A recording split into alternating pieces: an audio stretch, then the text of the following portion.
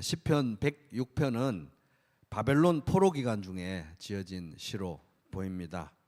시편 106편은 바벨론 포로 기간에 이제 이 시인이 이스라엘의 지난 역사를 되짚어 보면서 그들이 저질렀던 부끄러운 역사, 죄와 반역의 역사를 되짚어 보면서 죄를 회개하는 회개의 기도이고, 또 그럼에도 불구하고 하나님의 은혜에 힘입어서 이스라엘을 회복시켜 주소서 기도하고 있는 그런 기도이고, 또 나아가서 그런 죄에도 불구하고 변함없이 사랑하시고 회복시키시는 하나님의 사랑과 신실함에 대해서 노래하는 찬송이기도 합니다.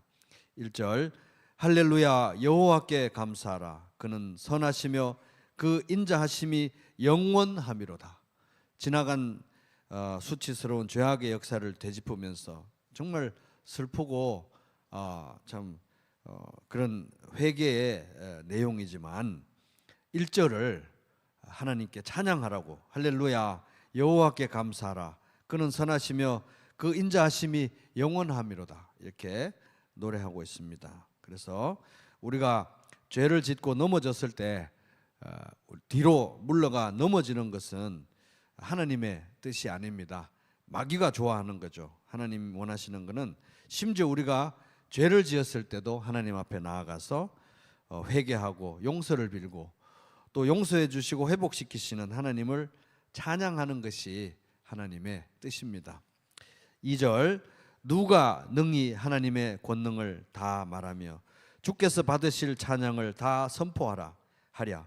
정의를 지키는 자들과 항상 공의를 행하는 자는 복이 있도다.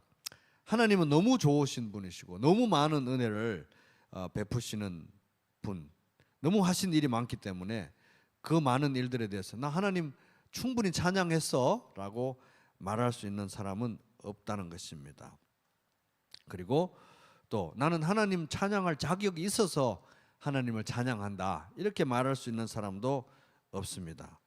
그러니까 이제 3절은 정의를 지키는 자들과 항상 공의를 행하는 자는 복이 있도다, 이렇게 떳떳하게 하나님을 찬양할 수 있는 사람은 없다는 거죠. 역설적으로 2절에 대한 답이기 때문에.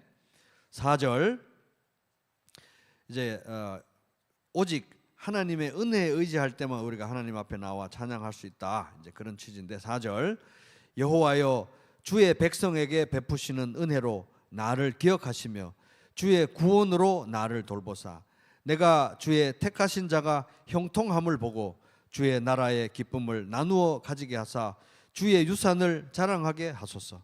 그래서 이 시인은 이 바벨론 포로로 와 있으면서 이제 많은 시간이 지난 것 같습니다. 그래서 하나님께서 이 포로의 땅에서 구원해 주시고 이제 예루살렘 본토로 되돌이키실 것을 이제 말씀 속에서 이제 느끼면서 그러한 구원을 베푸실 때 나도 하나님 그 구원에 참여하게 해주세요, 그 부흥의 역사에 참여하게 해주세요라고 기도하고 있습니다. 6절이 정말 중요한 구절입니다. 같이 읽어보겠습니다. 시작.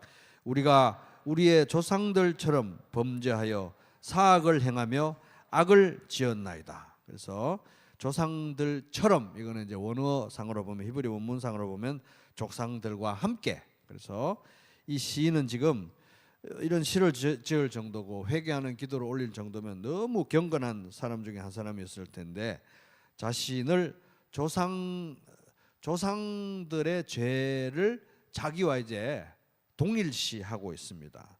자신을 조상의 죄와 동일시해서 제사장적인 기도를 올리고 있습니다. 그래서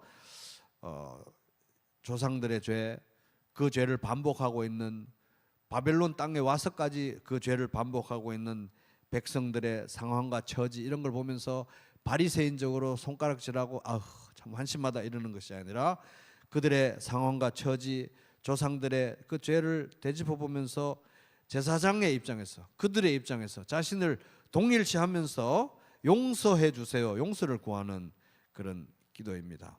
그래서 하나님은 어느 시대에나 이렇게 특별히 죄악으로 어둡고 혼돈스러우면 스러울수록 이러한 시대에 이런 제사장적인 기도를 올리면서 하나님, 우리 이 나라 이 민족을 불쌍히 여겨 주십시오. 죄로 얼룩진 이 나라의 역사와 이 나라의 현재 상황을 주님께 올려드립니다. 저도 이 나라 이 민족과 함께 죄를 지었고 조상들과 함께 죄를 지었습니다. 용서해 주세요. 대한민국 교회를 용서해 주세요.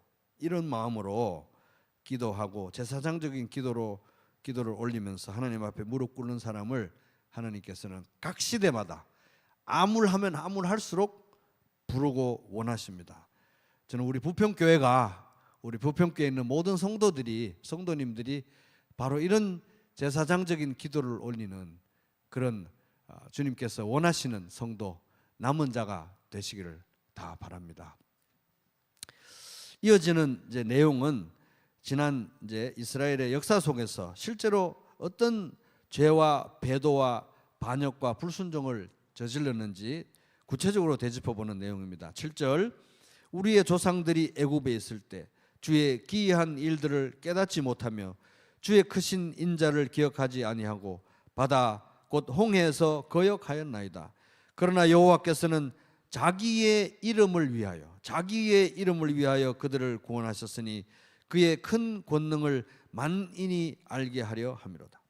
그래서 이들은 이집트에서 나올 때 하나님께서 뭐 조용히 살짝 훔쳐내신 것도 아니고 10가지 대재앙을 행하시고 그 중동 땅에는 모르는 사람이 들어보지 못한 사람이 없을 정도로 어마어마한 일을 행하고 건져내셨는데 그 놀라운 구원의 역사를 본 사람들이라고는 도저히 상상이 가지 않을 만큼 이들은 얼마 지나지 않아서 홍해 바다 앞에서 이집트 군대가 추격해 오는 것을 보고 하나님을 원망하고 모세와 아론에게 화를 내고 불평하고 의심했습니다.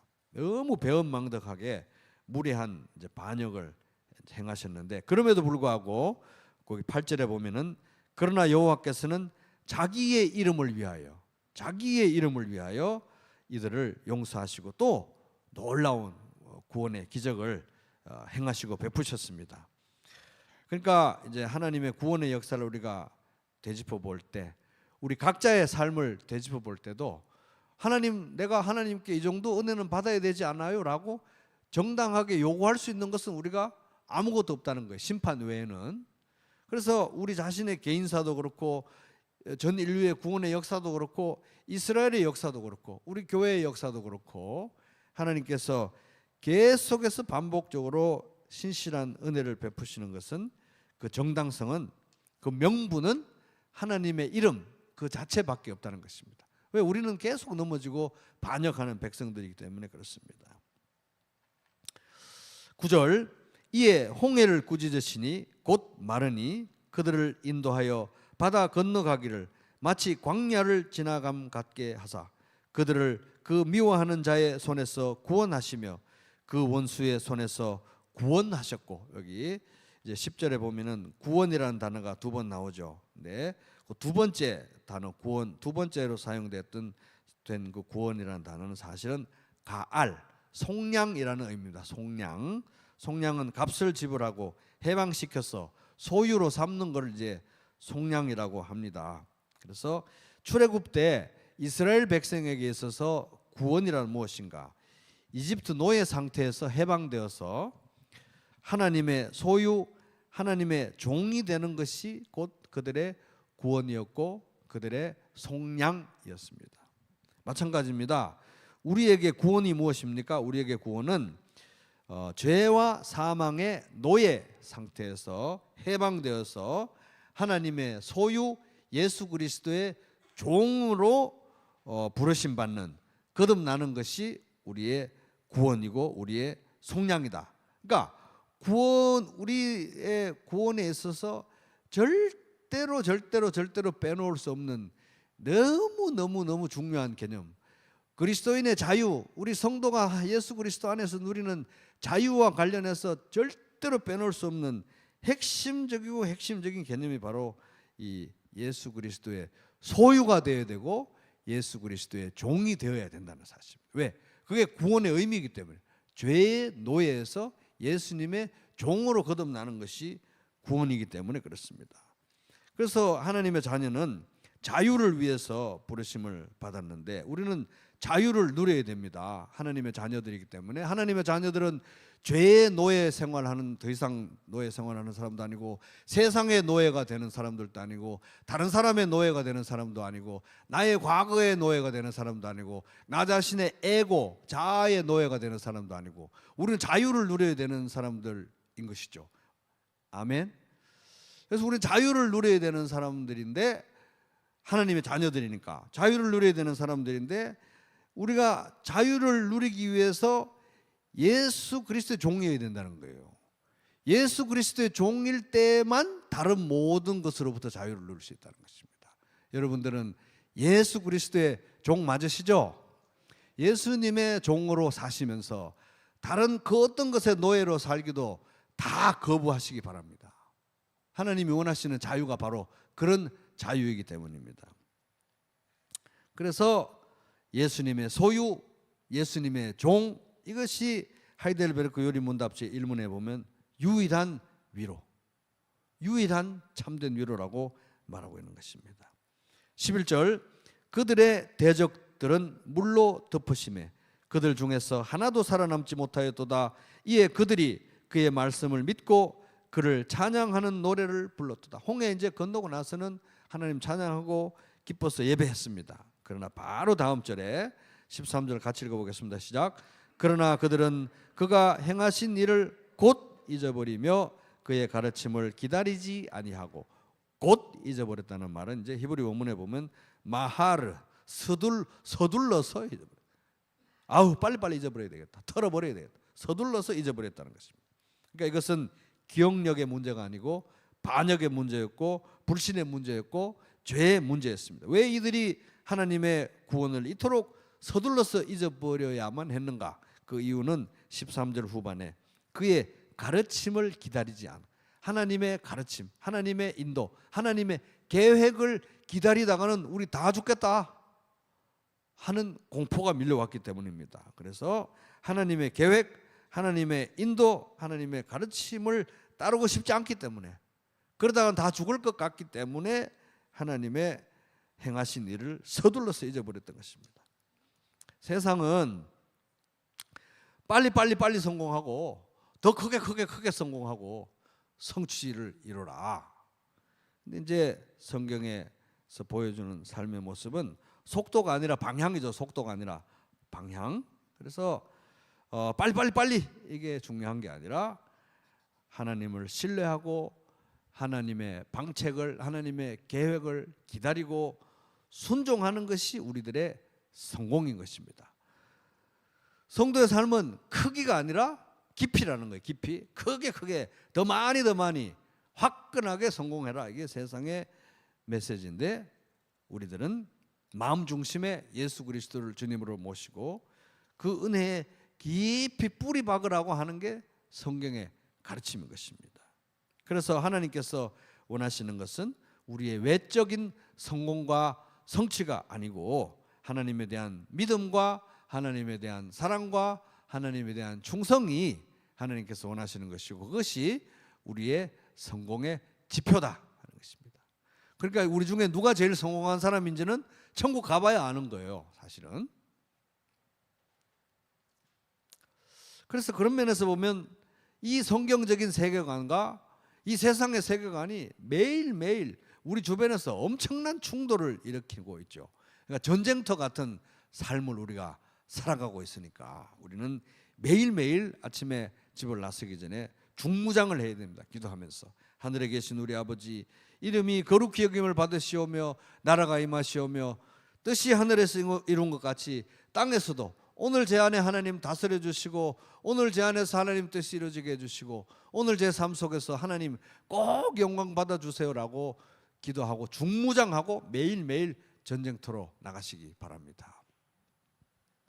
14절, 광야에서 욕심을 크게 내며 사막에서 하나님을 시험하였도다. 테스트했다는 거예요. 15절, 그러므로 여호와께서는 그들이 요구한 것을 그들에게 주셨을지라도 그들의 영혼은 쇠약하게 하셨도다. 이들은 고기가 먹고 싶어가지고 하나님을 시험했습니다. 하나님은 고기를 주셨죠, 메추라기를. 근데 그걸 보면 이제 기도한다고 그냥 내가 원하는 소원대로 쭉쭉쭉쭉 이루어지는 것이 굉장히 위험하고 두려운 상태일 수가 있다고 하는 것입니다. 왜? 하나님은 겉으로 외형적으로 원하는 것을 주실 수는 있죠. 고기를 주실 수는 있죠. 근데 이들이 하나님의 뜻에 반역했기 때문에, 그것은 하나님의 뜻에 맞는 기도가 아니고 탐욕의 기도였기 때문에 그것을 허락하면서 동시에 평안과 샬롬과 기쁨을 주실 수는 없었던 거예요. 하나님의 뜻에 반대되는 것들을 주시면서 하나님께서 주시는 평안도 주시는 것은 이제 앞뒤가 안 맞는 거니까 주실 수가 없다는 것입니다. 16절, 그들이 진영에서 모세와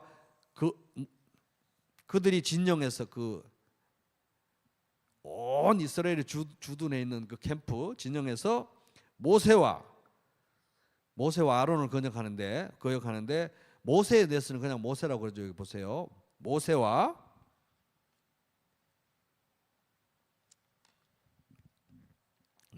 아론을 거역하는데 모세와 여호와의 거룩한 자 아론을 이렇게 되어 있습니다. 희한하죠. 모세와 여호와의 거룩한 자 아론을 질투하며, 이제 하다 이런 죄까지 저지르는 거예요. 지금 질투하되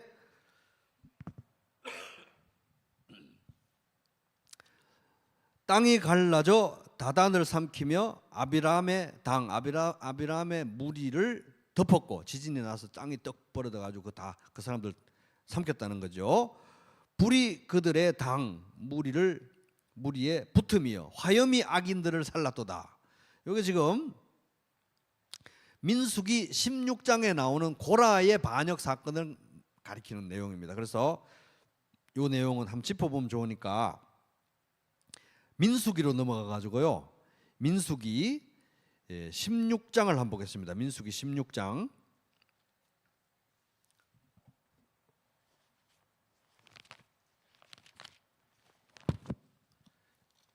구약성경 민수기 16장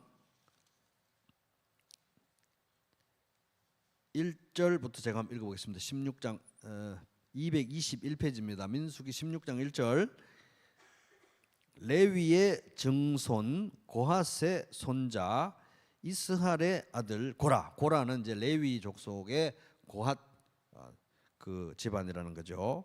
고라와 루벤 자손 엘리압의 아들 다단과 아비람과 벨렛의 아들 온이 무리를 짓고 반역의 도당이 되어서 이스라엘 자손 총회에서 택함을 받은 자 곧 회중 가운데서 이름이 있는 지휘관 250명과 나름 그 위치가 있는 리더급의 그 사람들 250명의 지지를 받으면서 반역의 도당이 돼가지고 반역을 일으켰다는 거예요. 함께 일어나서 모세를 거스르니라.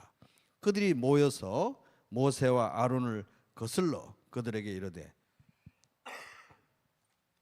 너희가 분수에 지나도다. 회중이 다 각각 거룩하고 여호와께서도 그들 중에 계시거늘 너희가 어찌하여 여호와의 총회 위에 스스로 높이느냐, 이렇게 돼 있죠.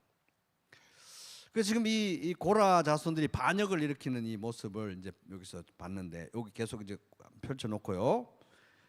그래서 이제 우리 여기 시편 106편 16절에 아까 보니까 여호와의 거룩한 자 아론에게 대적했다. 모세와 아론에게 대적했는데 여호와의 거룩한 자 아론이라고 하고 있잖아요. 거룩하다는 의미는 사람에게 사용됐을 때는 뭐 우리 인간이 자체 발광으로 막 빛이 나서 막 거룩하다 이런 뜻이 아니고 하나님을 위해서, 하나님을 섬기기 위해서 구별되었다 이런 뜻이에요. 따로 구별됐다. 하나님을 위해서, 하나님 용도예요. 하나님 용도로 구별됐다 이런 의미입니다.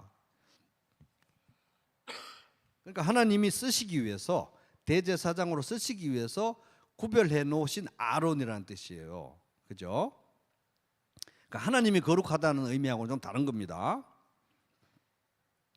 하나님을 섬기기 위한 목적으로 구별됐다.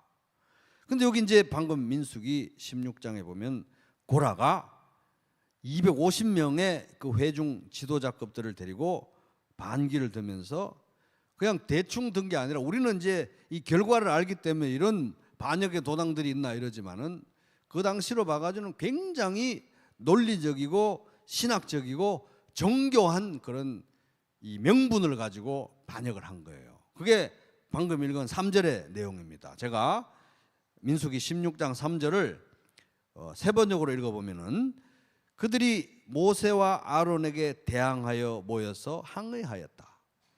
당신들은 분에 넘치는 일을 하고 있어. 모세와 아론 너무 분에 진하다. 온 회중 각자가, 이스라엘 온 회중 각자가 다 거룩하고, 굉장히 신학적입니다. 당신만 거룩하냐 이거예요. 이스라엘 백성 전체가 다 거룩하지 않냐? 하나님을 위해서 구별된 민족이 아니냐? 다 거룩하고 그들 가운데, 이스라엘 회중 가운데 주님이 계시는데, 임재에 계시는데 어찌하여 당신들은 주님의 회중 위에 군림하려 하오? 엄청 논리적이고 신학적인 거예요. 그러니까 이제 이들이 근거로 삼은 말씀은 출애굽기 19장 6절, 너희가 내게 대하여, 이스라엘 민족 전체를 가리켜 하는 말입니다. 너희가 내게 대하여 제사장 나라가 되며, 이스라엘 전체가 거룩한 백성이 되리라. 이스라엘 위해서 따로 구별된 백성이 되리라. 너는 이 말을 이스라엘 자손에게 전할지니라. 그러니까 이스라엘 백성 전체가 제사장의 나라고 거룩한 백성이라는 거예요. 굉장히 중요한 사상입니다. 그죠? 또 출애굽기 29장 45절에 보면 내가 이스라엘 자손 중에 거하여, 이스라엘 백성 전체 가운데 거하여 그들의 하나님이 되리니, 고라는 이 말씀, 두 말씀 있죠. 방금 출애굽기 19장 6절, 또 이스라엘 백성 중에 거하겠다, 출애굽기 29장 45절, 이 말씀을 쫙 아주 정교하게 이제 근거를 두면서 어떻게 하나님이 분명히 말씀하셨지 않냐? 온 이스라엘 모든 개인들이 다, 하나님의 백성은 다 거룩하고 하나님을 위해서 구별되었고 우리 모두 가운데 하나님이 임재해 계시는데 왜 당신들만 그렇게 특별한 것처럼 제사장 놀이를 하면서 그렇게 군림하려 드느냐 하는 거예요. 그러니까 이제 250명의 지도자들이 동조하고 같이 당을 지을 정도로 설득력 있게 이 논리를 설파했던 것입니다. 이제 이 참고로 이 고라는 레위인이었는데, 레위인 중에서도 고핫 집안 사람, 고핫 사람들은 이제 이 성소 안에서 쓰는 여러 기구들을 이제 담당하는 집안이었거든요. 그렇지만 이들은 성소에 들어가서 뭐 분향하고 제사를 지내는 이런 제사장은 아니었다는 것입니다. 그러니까 똑같은 이스라엘 백성인데 자기들은 레위인으로서 성소의 그 기구들만 어떻게 담당하고 할 수 있는데 자기들은 막 제사도 드리고 막 대제사장도 하고 막 그러니까 그렇게 이제 이런 논리를 펴서 반역을 일으킨 거예요. 왜 당신들이 군림하려 드느냐? 근데 이렇게 고라는 굉장히 정교한 논리를 가지고 설득을 했는데 모세는 딱 이들의 속을 간파합니다. 거기 민수기 16장 8절부터 보면은, 민수기 16장 8절부터 보면은 모세가 또 고라에게 이르되 너희 레위 사람들아 잘 들어라. 이스라엘의 하나님이 이스라엘 회중에게서, 온 이스라엘 중에서 너희를 구별하여, 그죠? 비슷한 말을 쓴 거예요. 너희를 구별하여, 레위인들을 구별하여 자기에게 가까이 하게 하사 성막에서, 하나님의 성막에서 봉사하게 하시며 회중 앞에 서서 그들을 대신하여 섬기게 하심이 너희에게 작은 일이냐? 그러니까 이제 고라 자손들은 왜 당신들만 구별된 사람들인 것처럼 제사장이랍시고 그렇게 구별된 사람처럼 그렇게 행동하세요? 이렇게 했잖아요. 다 똑같이 거룩한데. 근데 이제 모세는 너들도 사실 알고 보면 더 구별되는 거다. 왜? 온 이스라엘 중에 레위인으로 특별하게 구별돼 가지고 모든 이스라엘 사람들 중에 가장 성소에서 가까이에서 섬기고 있으니 당신 레위 집안 사람들도 이미 구별된 거 아니냐? 그러면서 그렇게 구별해서 성소에서 가까이에서 섬기게 한 것을 작은 것으로 여기느냐 이 말이죠. 그죠? 그러면서 10절 하나님이 나와 네 모든 형제 레위 자손으로 하나님이 너와 네 모든 형제 레위 자손으로 너와 함께 가까이 이렇게 가까이 지근거리에서 오게 하셨거늘 레위인으로 성막 기구를 담당하면서 섬기게 하셨거늘. 그러니까 너희 논리는 복잡하지만 쉽게 말하면 이거다 이거예요. 너희가 오히려 제사장의 직분을 구하느냐? 레위인 정도로만 구별된 것은 부족하니 제사장의 직분도 우리에게 터 주십시오. 이거 아니냐 이 말이에요. 그러니까 복잡한 논리로 회중을 설득하고 선동했는데 이 모세는 그들의 그 마음을 간파하고 너희가 제사장 직분마저 차지하려고 하는구나. 민수기 16장 10절. 그러니까 너희의 논리가 복잡하고 정교한 것처럼 보이지만 자가당착이라는 거예요. 너희도 이미 구별되어서 성소 가까이서 섬기는데 그게 부족하다는 얘기네 결국. 이렇게 선명하게 꿰뚫어 본 것입니다. 그러니까 이제 레위인이다 제사장이다 이런 것은 똑같이 거룩하게 부름받은 이스라엘 백성들 안에서 이게 뭐 계급이나 우열이나 이런 문제가 아니라 직분과 기능과 질서의 문제이지 하나님 앞에서 모두가 다 거룩하다는 그 부르심과 구원에 배치되거나 모순되는 일이 아니다 하는 것입니다. 결국 너희는 그것이 부족하니 제사장 직분도 달라는 것이 아니냐 이렇게 간파한 거예요. 모세는 그 정도 얘기했잖아요. 그런데 오늘 방금 읽은 이 시편 106편으로 돌아와서 106편 16절에 보면은 단도직입적으로 이 시편 저자는 이렇게 얘기합니다. 고라 일당의 마음속에 뭐가 있었는지 딱 얘기합니다. 16절 그들이 진영에서 모세와 여호와의 거룩한 자 아론을 질투하며 시기심의 문제였다. 복잡하게 얘기하고 막 여러 그런 신학적인 얘기를 하지만 근본 문제는 시기심의 문제였다. 이 시인이 말하는 거 뭡니까? 이스라엘 백성이 광야에서부터 여러 죄를 저질렀는데 바로 이런 죄까지 저질렀다는 거예요. 근데 문제는 이스라엘 백성들이 저질렀던 모든 죄는 바벨론에 있는 이 포로 생활하고 있는 이 시인 그 동료들 그들 가운데서도 답습되고 반복되고 있었고 우리 가운데서도 오늘날 계속 반복되고 있는 죄이기도 한 것입니다. 모두에게 인간의 공통 문제고 모든 인간의 문제라는 것입니다. 이 시기심의 문제는 사실 그 결과가 참혹합니다. 여기에는 발을 들여놓으면 되는 게 아닌데 자꾸 발이 이게 저도 모르게 들여지고 한번 거기에 늪에 빠지게 되면 어느 정도 결과까지 오느냐. 평온한 마음은 육체의 생명이 되지만 질투심은 뼈를 썩게 한다. 잠언 14장 30절. 근데 이 시기심의 문제는 결국은 아니 나는 왜 레위인인데 저 사람은 왜 제사장이냐? 그거는 뭐냐 하면은 하나님께서 나에게 주신 것이 부족하다는 누구의 판단입니까? 나 자신의 판단에 근거하는 것입니다. 그러니까 하나님이 나에게 주신 것은 부족하다고 내가 판단하고 하나님이 나에게 주시는 것은 나에게 충분하지 않아서 내가 충분히 만족할 수 없다는 나의 판단인 거예요. 나에게는 적어도 이 정도까지 주어져야 된다고 하는 나의 판단과 나의 기준이 그 근거가 되는 것입니다. 그러니까 이제 신의 자리에 누가 있느냐? 내가 있다는 거예요. 내가. 그래서 성경은 탐심은 우상 숭배라고 그러죠. 그러므로 땅에 있는 지체를 죽이라. 곧 음란과 부정과 사욕과 악한 정욕과 탐심이니 탐심은 우상 숭배니라. 골로새서 3장 5절.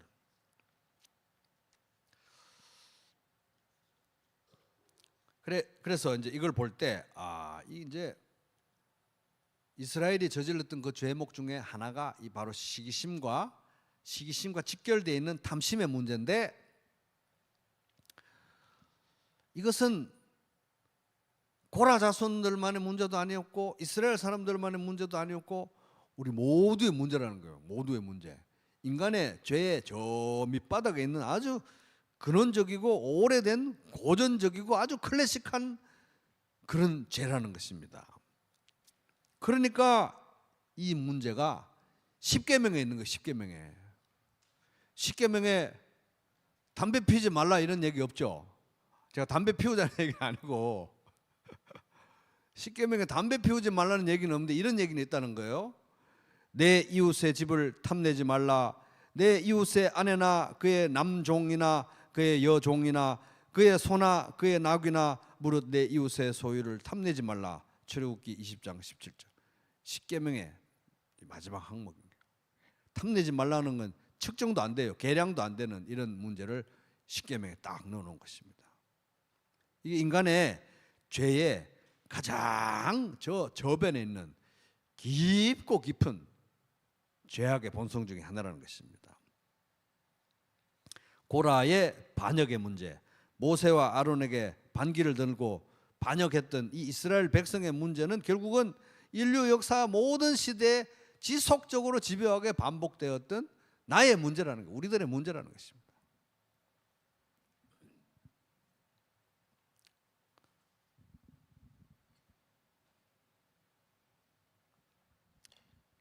근데 왜 이렇게 시기심과 탐심의 노예로 우리는 쉽게 전락하게 되는가? 그것은 결국은 예수 그리스도를 통해서 베푸신 하나님의 은혜가 얼마나 큰지를 믿지 못하기 때문에 그렇습니다. 찬송하리로다. 하나님 곧 우리 주 예수 그리스도의 아버지께서 그리스도 안에서, 예수님 안에서 하늘에 속한 모든 신령한 복을 우리에게 주시되. 에베소서 1장 3절.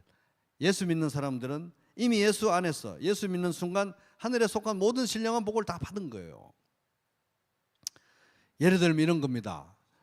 이게 제가 이 돈의 단위에 대해서 너무 눈이 어두워가지고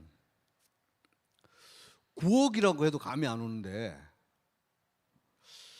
9원을 그 9억 정도에 비교하자니까 좀 그래가지고 9,999억 정도면 어떨까요? 9원을 9,999억 정도로 하면 좀 감이 됩니까? 그래도 아무리 그래도 예라 그래도 9천억 단위로는 하면 좀 자존심 상하니까 실감 안 나더라도 조로 한번 가볼게요. 이게 우리가 구원받은 게 예를 들어서 하나님께서 예수 안에서 신령한 복을, 모든 신령한 복을 다 주신 거니까 구원받는 거를 이제 9,999조를 주시는 거예요. 그만한 가치를 주시 9,999조. 빌 게이츠의 재산이 100조라고 하는데 우리는 9,999조를 받은 거예요. 근데 이게 현찰이 아니에요. 현찰이 아니고 어음으로 주신 거예요. 어음으로 주시고 그 어음의 보증을 누가 하시느냐? 성령님의 우리의 담보가 되시는 성령님이 주시고 9,999조를 주시고 어음으로 주시고 성령으로 보증하시고 현찰로 언제 바꿔주느냐? 예수 그리스도 오시는 날에 주신다는 거예요. 현찰로. 예수님 오시는 날에 이르면 벌써 이게 우리가 벌써 이게 관념이 그렇게 되니까 10년 뒤에 받는다고 해볼게요. 10년 뒤에 9,999조를 현찰로 받는 거예요. 예를 들어서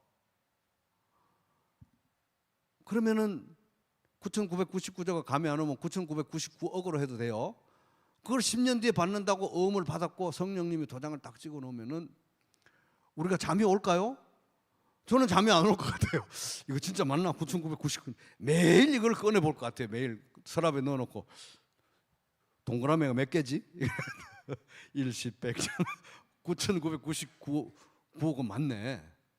매일 꺼내 볼 것 같아요. 요한복음 3장 16절에도 보니까 1, 10, 100, 1000만, 10만 9,999억이고 또 로마서에도 보니까 1, 10, 100, 1000만 9,999억이고 그래가지고 간이 떨려가지고 야, 이 10년 뒤에 이게 9,999억이 현찰로 이게 되는데 이거 어디다 쓸까? 이래가지고 매일매일 이 돈 쓸 계획을 하느라고 소망에 사로잡힌 삶을 저는 살 것 같아요. 10년 뒤에 현찰 될 거 이걸 생각하면서 그리고 웬만하게 오늘 내일 일어나는 뭐 자잘한 그런 문제, 9,999억을 받은 사람으로서 가지는 이 품위에 손상이 오는 자잘한 문제는 네, 그 5만 원 당신 가지세요. 네. 어떻게 왜 그러세요? 뭐 그런 길게 설명할 거 없고 하여튼 5만 원 가져갔어요. 10년 뒤에 9,999억이 캐시로 현찰로 바꿔지니까 소망의 관점에서 하루하루 살아갈 거 아닙니까? 그리고 9,999원 현찰로 딱 바꿔지면 그때 품위 있게 살아야 될 거니까 이제 여행도 가야 되니까 저기 미국도 가야 되지, 유럽도 가야 되지, 동남아, 중국 이제 학원 끊어 가지고 중국 말도 배우고, 응? 소련 말, 아니 러시아 말도 배우고 이러면서 뭔가 미래를 준비하는 삶을 살지 않겠어요? 막 코를 박고 현실에 코를 박고 그렇게 살지 않고 이렇게 어마어마하게 9,999억 아니면 9,999조 뭐 이런 걸 받았다고 하면은 사실은 왜 저 형제는 똑같이 9,999억을 다 받았는데 이 세상에 살 동안 이 10년 동안 조금 더 현찰화 해가지고 나보다 10평 더 넓은 데서 왜 살지? 아니 왜 저 자매는 10년 뒤에 똑같이 9,999조를 받을 거면서 왜 직장은 나보다 더 좋은 걸 했을까? 이런 게 고민이 되지 않는다는 거예요. 왜? 일단 9,999조가 너무 크니까 나는 지금 10년 뒤에 이게 받을 게 너무 생각에 사로잡혀 가지고 내가 하나님이 9,999조 받을 동안에 너는 성전 문지기를 해라. 너는 뭐 레위인 해라. 너는 제사장 해라. 이게 뭔 차이냐는 거예요. 똑같이 9,999조를 받는데. 그러니까 이렇게 이 시기심에 사로잡히고 비교하고 탐심에 노예가 되고 쓴뿌리가 나는 거 뭡니까? 이 9,999조가 얼마나 큰지를 모르고 지금 몇 백만 원 차이 나는 거, 몇 천만 원 차이 나는 거 뭐 이런 거에 지금 내가 정신이 팔려가지고 이 이성을 잃고 미련해진 그런 케이스인 것이죠. 그러니까 하나님이 얼마나 큰 사랑으로 예수 그리스도 안에서 우리를 사랑했는지를 잊어버렸기 때문에, 믿지 않기 때문에 이런 현상이 발생한다는 것입니다.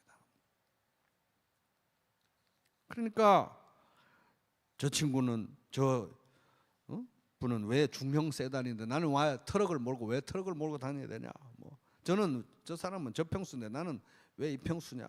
똑같은 목사인데 저 사람은 하는 것마다 저렇게 빵빵 터지는데 나는 저 사람보다 못한 게 뭐지? 예를 들어서.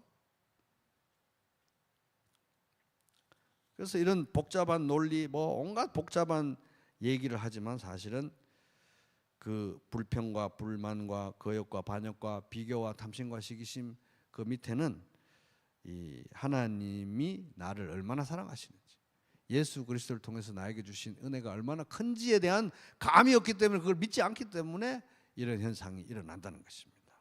9,999억에 대한 믿음만 있으면 사실은 다른 건 정말 작게 보일 수가 있는데 매일매일 너무너무 이 흥분된 삶을 살 수 있는데, 그래서 우리가 지난 주일날 들었던 말씀처럼 이 믿음이 없이는 정말 하나님을 기쁘시게 할 수가 없구나. 믿음이 없이는 하나님을 기쁘시게 하지 못하나니 하나님께 나아가는 자는 반드시 그가 계신 것과 또한 그가 자기를 찾는 자들에게 상 주시는 9,999억은 진짜 준다는 겁니다. 그걸 믿어야 된다는 거예요. 9,999억을 받는 게 제일 큰 상이지 뭐 그거 말고 또 뭐 다른 거 저 사람은 왜 또 상급을 더 받나요? 뭐 덜 받나? 이런 거 할 필요가 없는데 9,999조가 일단 너무 크기 때문에.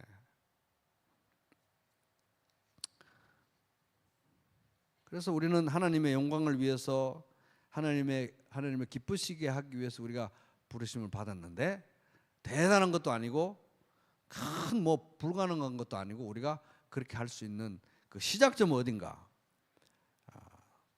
믿음에서 믿음에 이르게 하는 거니까. 처음에도 믿음, 중간에 믿음, 나중에도 믿음, 영원하게 믿음. 그래서 믿음이 없이는 하나님을 기쁘시게 할 수 없는데, 그 믿음, 우리 주일날 말씀드렸던 것처럼 믿음이라는 게 뭐 불가능한 걸 어마어마하게 믿어가지고 뭐 대단한 걸 이루는 건 아니고 하나님이 나를 얼마나 사랑하셨는가에 대한 믿음.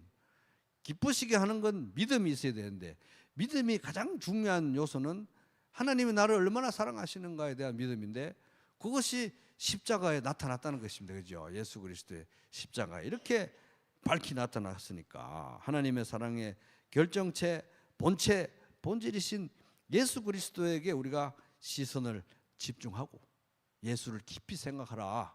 예수를 깊이 생각하고 예수님을 이제 따라가야 되는 이제 우리가 인생을 살아야 될 줄로 믿습니다.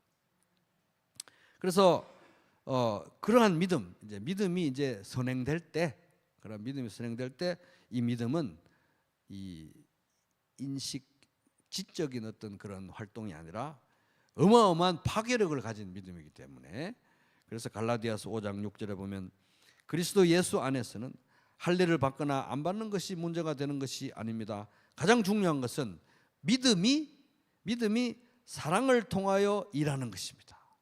믿음은 하나님의 사랑을 믿는 거니까, 하나님의 사랑을 믿다 보면 하나님의 사랑에 감동해서 하나님에 대한 사랑이 막 뿜어져 나오고, 그 하나님의 사랑은 나의 행위와 삶으로 표출된다 하는 것입니다. 진짜 믿음은 이런 파괴력을 가진 믿음이라는 것입니다. 그래서 이런 걸 보면은 결국은 이스라엘 백성들이 저질렀던 많은 죄들이 그게 한두 줄로 돼 있지만 정말 깊은 그런 내용들이고, 바벨론 포로들이 깊이 묵상하면서 노래하면서 우리는 이런 죄를 답습하지 말아야 되겠다. 그중에 오늘 하나가 하나님의 사랑이 우리에게 충분한 사랑이라는 걸 못 믿은 거예요. 하나님의 사랑이 우리에게 충분하다는 걸 못 믿으니까 고라 자손들이 고라가 그렇게 반역한 것입니다.